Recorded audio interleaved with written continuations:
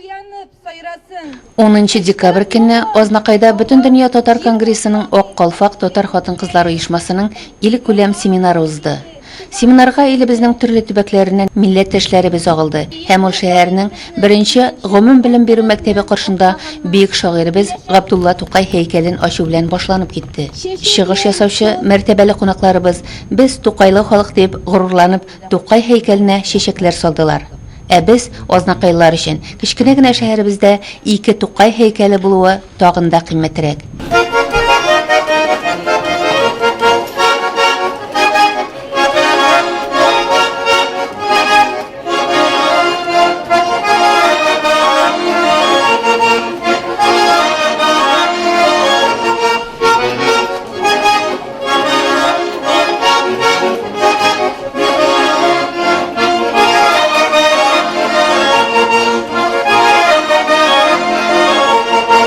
Азнакай шәһәренең беренче номерлы гомуми урта белем бирү мәктәбенең бүгенге бинасы бик матур яңгырашлы Иркен урамына урнашкан. Биредә уку бүлмәләре һәм лабораториялардан тыш аш-су әзерләү, тегү бүлмәләре, агач һәм металл әйберләр эшкәртү остаханәләре, мәктәп музее бар. Кунаклар аларның һәр кайсы белән якыннан танышып, җентекләп карадылар. Менә бу кыз балалар да җанны иркәләүче гөлләр кебек, тырышып, камыр ашлар әзерләргә өйрәнәләр. Токмач кисәләр, кош тел ясыйлар. Александра атлы ярым урыс кызы саф татар телендә эндәшеп, кош тел ясау ысулы белән уртаклашты. Кош телен белән ничек ясадыгыз сез? 5 йомырка салдык, аннары 2 ашкалагы сөт, 500-700 килограмм май кыздырыр өчен һәм туз белән кисок, шикәрне тәме буенча. Илзира исә оста итеп токмач кисеп күрсәтте. Токмачка 2 йомырка салдым, туз, тәмлеше һәм 500 грамм он. Илхам ханым бик оста кисәсез сездә. Өйрәндек бит инде шулай балаларны да үрәтәбез менә школларда шулай тоже. Аллага шөкер. Кайдан килдегез? Самар өлкәсе Галиовдан. Яшь кызларыбызны һәм ир балаларны милли һөнәр серләренә төшендерү, кәсепчелек һәм эшкуарлыкка өйрәтү, гореф-гадәтләребезне саклау һәм тагын да үстерү әһәмиятле урын билгеләячәк. Хезмәт дәресләрендә балалар шуңа өйрәнәләр. Һәрбер баланың аның үзенең кулы белән тотып эшлисе килә. Һәм бит инде өйдә әтиянинең дә менә шул балаларның нәрсәгәдер өйрәнүен телиләр. Алар менә шу үзләре тотып эшләгән вакытта шул чаклы кызыксынулар арта. Кызыксынып йөриләр хезмәт дәресләренә. Ул инде технология дип атала хәзер. Һәм инде теләк менә шундый барлык мәктәпләрдә дә менә шуй бер яңарсын иде. Мәктәптә әзерләнгән күргәзмәдә дә кунакларны шаккатырлык нәрсәләр күп иде. Гади генә ит тартыштан сок чыгару җайланмасы, тегермән ясап куйганнар. Һәр авылның тарихын чагылдыручы экспонат әсбаплар төзелгән. Милләтнең асылы хатын-кыз, гаилә, милләт. Җипкә төзелгәндәй бер-берсенә ялганган, береккән төшенчәләр ди ак калфаклылар. Бу шара бик тә мөһим. Ни өчен монда бөтен Россия регионнарында да җыябыз. Ни өчен менә сорау туып үзебез Сочидан да бар, Мәскәүдән да бар, Түбән Новгородтан да бар, Санкт-Петербургтан да бар. Гомумән бик күп җирдә Башкортстаннан да, Чиләбенең Магнитогорскиннан да бар. Һәм үзебезнең Татарстан районнарыннан. Әгәр дә бу мөһим булмаса, кирәк булмаса, шул кадәр аларны үтеп хатын-кыз монда килеп йөрми. Бүген беләсез, эш көне дә бүген. Аның күбесе безнең эшчеләр, хезмәткәрләр. Һәм бу бик тә кирәк. Менә без үзебезнең гомумән эш планына Бүтән дөнья татар конгрессының Ак калфак оешмасының эш планында хәзер без һәр елны 4 җирдә булуны куябыз. Моңа кадәр менә без Балташта булдык. Анда шәҗәрә бәйрәме дип үткәрдек. Ә менә монда күрәсез, бүтән йолаларны торгызу, балаларны өйрәтү, бүтән йолаларга үзебезнең һөнәрләребезгә өйрәтү. Һәм яңадан инде беләсез, үсеп җиткәч аларны өйләндерергә кирәк, кияүгә бирергә кирәк. Ә шундый да гаҗәп күп мәгълүмати саннар хәзер. Куркыныч саннар, аны әйтергә дә куркам. Һәр район сайын 800-дән дә ким булмаган 30-дан алып 50 яшькә хәтле өйләнмә һәм кияүгә чыкмаган кызлар. Һәм инде иң беренче менә без шунда димчеләр һәм яучылар шарасын да шушы җирлектә үткәрергә булдык. Монда күрәбез менә Мәскәүдән дә, Түбән Новгородның да димчеләре монда бар. Бүген Башкортстанның да димчеләре монда, кодалары, хәтта ир кешеләр дә бар монда килделәр. Мин һәр вакыт, һәр даим әйтәм инде. Бүген көндә бөтен Татарстан буенча 42 картлар йорты булса, киләчәктә менә шушы безнең хәзерге чорның яшьләре картайгач, алар беркемсез калалар. Район сайын 42 шәр кирәк булырга мөмкин. Менә нәрсә куркыныч. 1073, 945, 856 һәр районны алсаң да шушындый мәгълүмат бирәбез. Менә шуны сан күрсәтәбез. Хәзер без музейда басып торабыз, Туган якны өйрәнү музейында. Һәм монда биткән авыллар, ягъни югалган авыллар дип та атарга яратабыз ул исемне. Һәм менә Аккалфак һәм мондагы җирлектәге җитәкчелек белән берлектә бүген бу сәгатьдә эшләнә безнең Аккалфак оешмасы әгъзалары. Һәм югалган авылларның анда яшәүчеләрне кайтартып, алар анда бәйрәмнәр үткәрәләр, менә бу зур вакыйга бит инде. Һәм без хәзер мәсәлән Казымәсенә китәбез, менә хәзер без чыгабыз, моннан Казымәсенә китәбез. Аннан исем кушулар, аннан соң йола белән мәсәлән хәзер загызка, ягъни теркәлергә яшьләр гариза бирә. Теркәлергә гариза бирәләр дә бер ай көтәргә кушалар. Шул ай эчендә яшьләр нәрсәләргә өйрәтергә без бурычлы. Атна саен монда яшьләрне җыеп, парлап аларны өйләнешәч яшьләрне җыеп, хәзрәт белән очрашу, психологлар белән очрашу, социологлар белән. Аннан соң аларга хәтта гаиләне ничек итәргә, нәрсә өчен Коръән укыра өйрәтәләр, һәм инде иң соңгы атнада аларны биргә өйрәтәләр. Бергә вальс сөйләргә өйрәтәләр. Чөнки ул туенда бөкрәйеп, кәкрәйеп, мин белмим дип уялып торга тиеш түгел. Каян башлана кешедән кимсенү? Менә шушы иң беренче үзеңнең туенда биедә алмый икән яшь кеше, анда ялчанлык, ничек үзеннән үзе канәгатьсезлек башлана. Менә бөтен яктан камилрәк булсын дип, менә бу җирлектә барсы да уйланылган, барсы да эшләнә һәм Аккалфак менә нәрсәләр таләп итә, бу җирлектә бөтенесе бар дияргә дә була.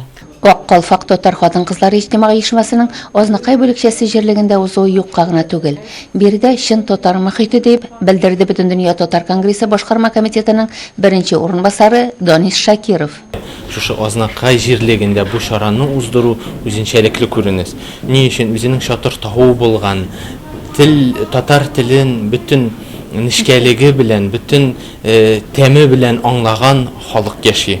Бик оста һәм сәләтле халык яши. Менә бүгенге көндә шушы чараларны без Габдулла Тукайга багышланган һәйкәл ачу белән башладык.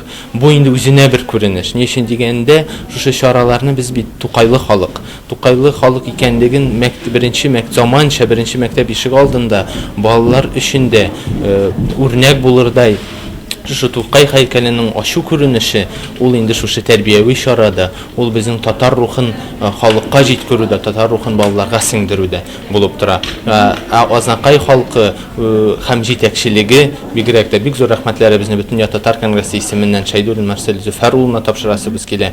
Аның җитәкчелегендә эшләгән аның командасына һәм шулай ук Аккалфак татар оешмасы җитәкләгән безнең җитәкчеләребезгә. Шуңа күрә мондай чараларның булуы, Азнакай җирлегендә булуы, без гадәттә форумнарны Казанда үткәргән булсак, менә шушы практик ягын чынлыкта да районнарда һәм җирлекләрдә никадәр зур дәрәҗәдәге эш алып барганлыгын үз күзләре белән менә мондагы бөтен халыкның делегатын Азнакайга алып килдек.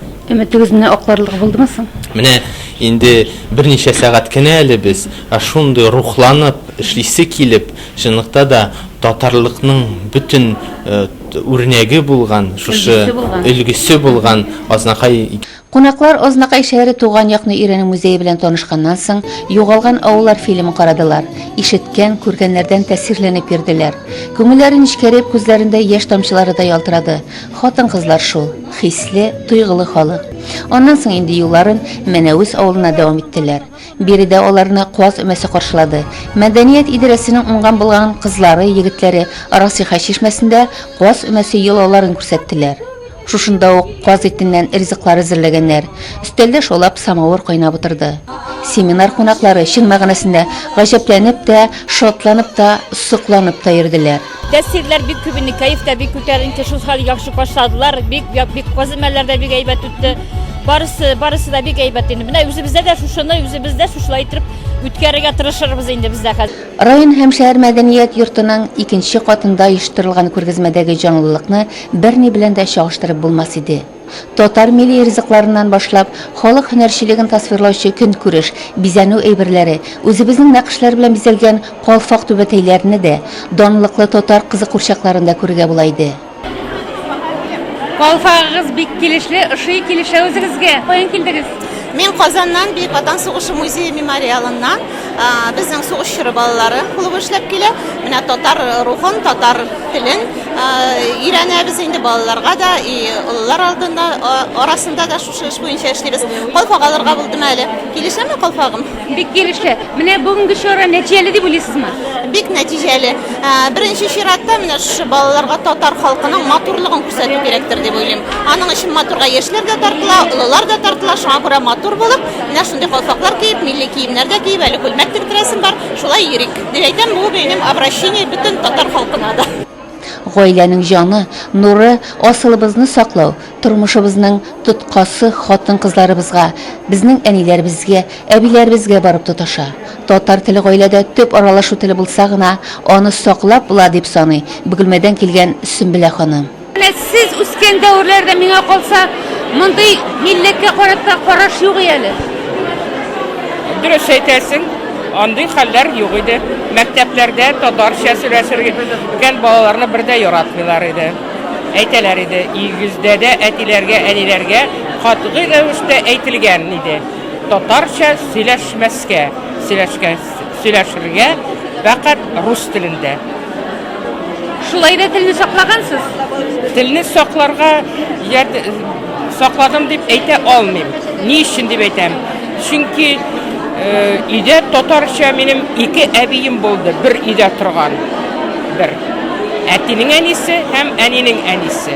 Аның өстәвенә минем әни белән әти сәнгатькә бирелгән кешеләр, алар театрда уйнап биргән кешеләр. Аның өстәвенә безнең өйдә бик күп зур артистларның булганнары. Хәтта минем әнием артыннан 2 тапкыр Рашид Вагапов килгән иде алып китергә, ләкин туры килмәде ни өчен әтинең әнисе әйтте. Менә улым мин вафат булгачнан 4 ягын кыбла. Шуның белән китә алмадылар. Әйтәсем килә. Ләкин мәктәптә шулай иде. Рус телен бигрәк тә татарларны яратмыйлар яшьвашлар белән. Ни өчен аны белмим. Менә хәзер әгәр дә миннән сорасалар иде, ничек итеп булганын, мин нәрсә әйтер идем? Әйтер идем шулай. Минем әбием хөрмәтле әнинең әнисе Кавы Насырының календарлары буенча безне ашатты, эчертте. Тәрбия бирде. Аның өстәвендә бөтен ниткән чагында ул Кыса Юсупны, ул идегәйне яттан белгән, Коръәнне яттан белгән минем әби. Шулай булгачыннан мин бөтенләйгә аннан нителгән түгел. Ләкин мәктәптә темный народ булгачыннан безгә рус телен күбрәк белергә кирәк. Хәтта мин әйтәдерем, мин барыбер Вера Прокофьевнага караганда яхшырак рус телен беләм дип. Һәм мин рус теле учысы булдым. Аның өстәвенә әйтәсем килә, нидә аттестатымда язылган. Милләт буенча татар. Родной язык русский. Менә метаморфозын инде. Татар телен кулай, матур итеп әдәби телне өйрәтте миңа Абдрахман Абсалямовның Ак чәчәкләр китабы. Азнакай семинар кунаклары өчен асыл ташлы хәзинә кебек тоелды. Килгән кунаклар алдында бер генә дә җитешсез як, кыенсынырлык урын булмады. Бүгенге көндә күңел сөенә, бүген бәйрәм. Чыннан да менә татар рухы бөтен Азнакайда бүгенге көндә. Бүген бездә бөтен дөнья татар конгрессының күчмә утырышы, бөтен дөнья татар конгрессының бүлекчәсе булган Аккалфак хатын-кызлар җәмгыятенең бүгенге көндә күчмә утырышы. Алар инде менә бөтен дөньяга бүгенге көндә Азнакай районының, Татарстан Республикасының Азнакай районын үрнәк итеп күрсәтеп, менә шушындай чара оештырдылар безнең белән берлектә инде. Аның төп максаты да, төп идеясы да бүгенге көндә югалып барган татарның горыф гадәтләрен, милли йолаларын киридән кайтару юнәлешендә нәрсәләр эшләнә, менә шушыларны күрсәтү иде. Чыннан да Азнакайыбызда, Азнакай районында бүгенге көндә шактый эш алып барыла. Без аны үзебез шушында яшәгәнгә генә бәлки күреп тә бетермибездер. Менә үзебезнең мәгариф системасында милли традицияларны торгызу өстендә шул хәтле мәктәпләрдә күп эш бара. Үзебезнең мәдәният өлкәсендә бик күп эшләр бара. Гомумән Азнакайның үзендә чараларга килгәндә шул хәтле менә соңгы вакытларда бигрәк тә шушындай үзгәрешләре без алга китешебез бик күп. Менә аларның бөтенесен җыеп, бөтенесен бергә берләштергәндә шәхсән менә үзем дә карап чыктым. Зур шактый гына эшләр башкарылган. Семинарның төп темасы димчиләр, яучылар чарасы булганга күрә, район һәм шәһәр мәдәният йортында аның йоласын карамыйча мөмкин түгел иде. Впечатление от Азнакаева у меня очень сильное. Вы представляете, вот настолько здесь все вот такое родное, прямо вот татарская деревня заехала, мне прямо даже вот слезы на глаза появились, потому что очень хочется быть именно в таком месте, где все родное, где все, знаете, все поют, все танцуют. Абсолютно неожиданная встреча оказалась настолько. Конечно, мы предполагали, что Калфак интересно, это все хорошо, но что вот так будет хорошо. Вы знаете, администрации, прямо вот очень хочу поклониться. Сам район. Я даже спросила, какова территория этого Азнакаева. Удивительно. Ну, во-первых, он весь сам зеленый. А посмотрите, сам поселок какой. Я ожидала увидеть дома, маленькие, обычные деревенские дома. Посмотрите, это же почти как город. Великолепный район. Мы проехали туда, где с гусями на коромыслах ходили. Ой, если бы вы видели, это просто прекрасно. Вот там еще роднее, там настолько все, там наша история, там наши историки, там наши все родные. И вот они так красиво все поют мелодично. Просто хочется точно так же плясать и веселиться вместе со всеми. Азнакайга килеп керү белән мине нәрсә шатландыра, ул да булса туган татар телендә сөйләшә халык. Икенчедән милли горыф гадәтләрне яңадан торгызу, аны гаиләдән башлап мәктәп даирәсендә һәм бигрәк тә югары уку йортларында торгызу эшчәнлеге ныклап күренә. Менә үзегездә эш ничек алып барыла? Милләтне саклау өлкәсендә. Икелдә укыту законына нигезләнеп, безнең технология Казан Милли технология университетында кафедра ачылды 93 елда. Аның кафедраның исеменнән күренгәнчә, ике телдә укыту кафедрасы дип атала. Техник фәннәр һәм рус теле, татар теле укытыла. Шуңа күрә мин үзебезнең хезмәтебезне мөһим хезмәт дип саныйм. Сөйлисе, күрсәтәсе килгән чараларга вакыт төшенчәсе генә җитешә алмады. Семинарда Азнакай Ак Калфак эшчәнлеге турында фильм караганнан соң эшлекле шартларда пленар утырышы белән дәвам итте. Кунакларны район башлыгы исеменнән аның урынбасары Наҗат Нәгыймов сәламләгәннән соң Бөтен дөнья татар конгрессы башкарма комитеты рәисенең беренче урынбасары Даниш Шакиров, Азнакай районы җирле Ак Калфак оешмасы җитәкчесе Эльвира Галиева, Бөтен дөнья татар хатын-кызларының Ак Калфак оешмасы җитәкчесе Кадрия Идрисова чыгыш ясадылар. Чыгыш ясаучыларның һәр кайсысы төп тема димчиләр, яучылар эшчәнлеге белән бергә башкарылган эшләре һәм үзләрен борчыган мәсьәләләр хакында сөйләштеләр. Соңыннан әлеге өлкәдә үзләренә зур өлеш керткән бер төркем милләтпәрвәрләргә Бөтен дөнья татар конгрессы исеменнән бүләкләр таратылды. Азнакайда узган илкүләм семинары татар хатын-кызларының иҗтимагый сәяси эшчәнлеген җанландыру, беренче чиратта телнең кулланыш даирәсен киңәйтү, милли гореф-гадәтләрне, йолаларны үстерү, татар гаиләсенең яшәеш сферасын киңәйтү, аны милли, заманча таләпләр рухында коруга, булышлык итүгә юнәлдерелгән зур адым ясалды. Репортажны семинарның икенче төркеменнән журналист Ойнас Шакирова дәвам итә. Килгән кунакларның бер төркеме Ак мәчеткә юл тотты. Монда алар безнең милли йолаларыбызның берсе булган никах туеның шаһитләре булды. Мин Азнакайга бер сапар килүем түгел, командировка килгәнем бар. Менә мин бүген Азнакайны бөтенләй икенче яктан күрдем. Аның матурлыгын, аның рухи матурлыгын күрдем мин аны. Мин бер грамда яламыйм. Мин күзләремә яшь килде. Ул шуны кадәр кичкенә, ләкин шул кадәр матур, шул вакытта аның зауыклыгы белән үзләп тартып торган. Һәм именно шушы Азнакайда гаиләләрне саклап калу, яшь парлар булдыру буенча бик күп эшләнә икән. Менә шул яктан ул Татарстанның барлык шәһәрләре өчен дә үрнәк булып тора дип. Һәм икенче нәрсә игътибар иткәнем, Менә шушы без Азнакайга килеп кергәндә юлны сорадык 2 яшь егеттән. Алар безгә рәхәтләндереп татарча җавап бирделәр. Аннан тагын сорадык, тагын татарча җавап бирделәр. Менә шушы татар мөхитенең булуы менә үзе бер горурлык. Шулай ук менә җитәкчеләрнең дә татарча сөйләшүләре, экскурсияләрне бер русча сүз кыздырмыйча алып барулары ул үзе дә бер зур шатлык булды. Чөнки мин Түбән Камада, безнең Түбән Камада татарлар күп булса да күбрәк русча сөйләшәләр. Менә бу яктан бу бик үрнәк. Шулай ук менә бар конаклар бүген бар конаклар клубы булды. Бар конаклар клубының без не карадык, чыгышын карадык инде, бик ошады. Никах мәҗлесен без карадык, ул да бик ошады. Ул җинак шул вакытта тирәнештәлекле, менә һәркемне үтемле итеп эшләнгән. Бик зур рәхмәт. Шушы Азнакайның бар конаклар клубына микәшектә уңышлар телим, эшләр һәрвакыт уң барсын. Парлар күп булсын. Шушы туган парлар аерышмыйча матур гаиләләр урнаштырып, Азнакай тагында үссен, матурлансын һәм Татарстаныбызның бер горурлыгы булып торсын. Делегатлар мәчеттән шәһәрнең ЗАГС бүлегенә килде. Монда 50, 40 һәм яңа өйләнешкән парларны күрергә була иде. Аларны тантаналы рәвештә район башкарма комитеты җитәкчесе Айдар Шамсетдинов котлады. Монда шулай ук кунакларга пар канатлар клубының эшчәнлеге хакында Лена ханым Гимаева сөйләде. Biz монда 50 ел, 40 ел бергә яшәгән һәм яңа гаилә корган гаиләләрне чакырдык. Бик матур итеп аларның эш урыннарыннан тәбрикләргә килделәр, рәхмәт аларга. Туганнары, балалары килделәр, бик матур һөнәрләрен күрсәттеләр. Бу безнең пар канатлар клубының эшен күрсәтү, ул кешегә күрсәтү өчен генә түгел. Без аны чынлыкта исә матур гаиләләрне күбрәк күрсәтеп, киләчәктә инде гаиләләр тагын да ныграк булсыннар иде, сәламәт булсыннар иде, тигез яшәсеннәр иде дигән менә шундый максат белән башлап җибәрдек һәм без аны бик күптәннән инде дәвам итәбез.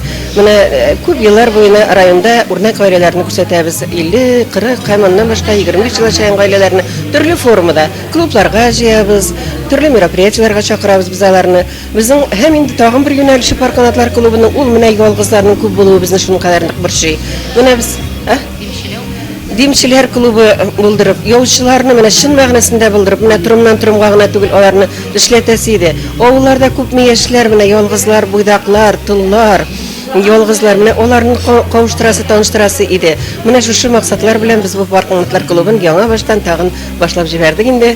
Инде мин уйлыйм, киләчәктә әле без тагын чаралар үткәрәбез. Теге менә Камуза 30 дигән теге өлкәнрәк яшьтәге гаилә коралмыйча калган кешеләрне дә таныштырырга бер-берсе белән исәплибез. Аерылганнарны да бит инде барыбер парканатлы булырга һәркемнең дә хакы бар. Менә шушындый чараларны күздә тотып, без шушындый эшләр эшлибез инде. Бүгенге безнең бәйрәмебез барып чыкты шикелле, кунакларыбыз бик канәгать калдылар. Бик матур чаралар, бөтен Азнакай буйлап бара бит инде. Һәм алар һәр вакыт бара безнең Азнакайда. Аларны күрә генә белергә кирәк инде. Менә шуңа күрә мин телим барлык Азнакай халкына да барлы булсыннар иде. Парлашырган булсыннар иде. Таза сәламәт гаиләләрдә матур иттереп, һәрбер үткән көннең кадерен белеп яшәсеннәр дигән теләктә калам. Монда Азнакайга беренче тапкыр килдем. Азнакай миңа шул кадәр шатлыклы тәэсир калдырды, шул кадәр искитмәле шәһәр икән ул. Мин беренче тапкыр булгач, миңа ни булды инде, яңалык булды. Азнакайның халкы да шундый ничектер үзенчәлекле булып чыкты, шундый ягымлы, шундый әйбәт итеп каршы алдылар безне, кунакчыл булдылар алар. Монда инде менә безгә күрсәттеләр бүген никах мәҗлесен, туй мәҗлесен күрсәттеләр безгә, парканатлар күрсәтте аны. Шул кадәр безгә яшьләр өчен бу бик күп тәҗрибә туплап кайтып алып кайтам бүген. Бик матур булды. Парларга да зур рәхмәт, шундый үрнәк итеп күрсәттеләр безгә.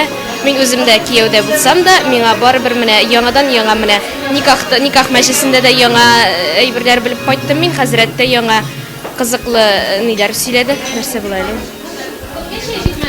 Насихат.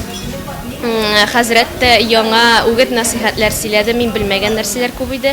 Монда яшьләр өчен гомумән бик кызыклы мәгълүмат иде инде. Бәлки олылар беләдер инде аларны, ләкин без белеп бетермәйбез бит инде. Бик шадым миңа монда. Алга таба очрашу Азнакай шәһәр гимназиясендә дәвам итте. Монда килгән кунакларыбыз гимназияның спорт залында татар милли көрәш күренешләрен күзәтте. Икенче катта укучылар театраль күренеш тәкъдим итте. Милли җырлар, уеннар, бию, халык уен кораллары, ул эшләре күргәзмәсе дисеңме.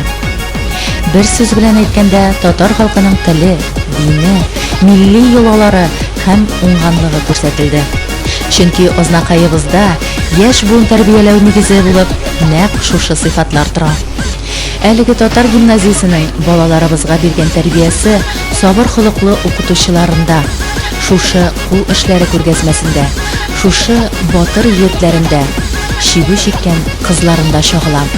Монда Туфан ага Миңнуллинның гимназия хакында әйткән сүзләренең хаклыгына тагын бер кат инандым. Менә нәрсә ди ул.